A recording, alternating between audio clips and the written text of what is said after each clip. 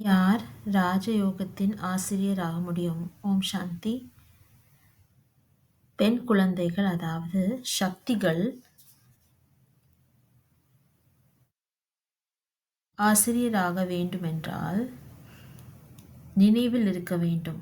நினைவில் இருப்பதற்காக முதலில் தேகி அபிமானி ஆக வேண்டும், அதாவது ஆத்ம உணர்வுடையவராக ஆக வேண்டும்.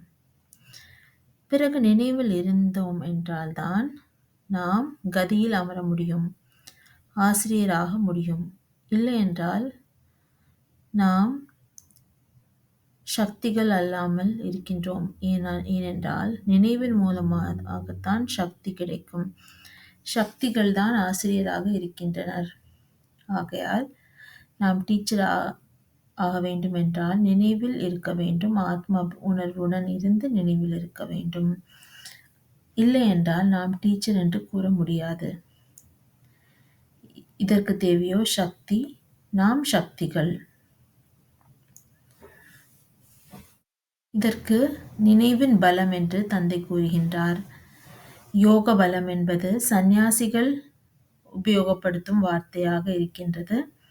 தந்தை இப்படிப்பட்ட வார்த்தையை அவர் உபயோகிப்பதில்லை. அவரோ நினைவு என்று சொல்கின்றார். தந்தையை நினைவு செய்யுங்கள் என்று அவர் சொல்கின்றார். எப்படி சிறு குழந்தைகள் தாயும் தந்தையையும் நினைவு செய்கின்றார்களோ அதே போல அவரை நாமும் நினைவு செய்ய வேண்டும். ஆனால் தாயும் தந்தையும் தேகதாரிகளாக இருக்கின்றவர்கள். ஆனால் இங்கோ நாம் பரமாத்மாவை விசித்திரமானவர்களாக, அதாவது தேகமற்றவர்களாக ஆகி நினைவு செய்ய வேண்டும்.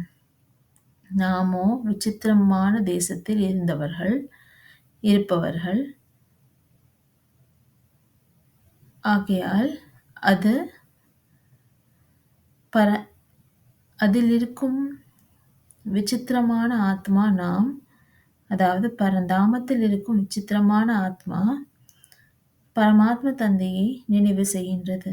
நாம் நிராகார உலகின், அதாவது பரந்தாமத்தில் இருக்கும் ஆத்மா என்று புரிந்து தந்தையை நினைவு செய்ய வேண்டும்.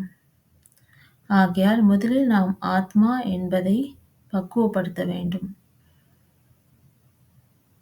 தன்னை ஆத்மா என்று நிச்சயம் செய்தால்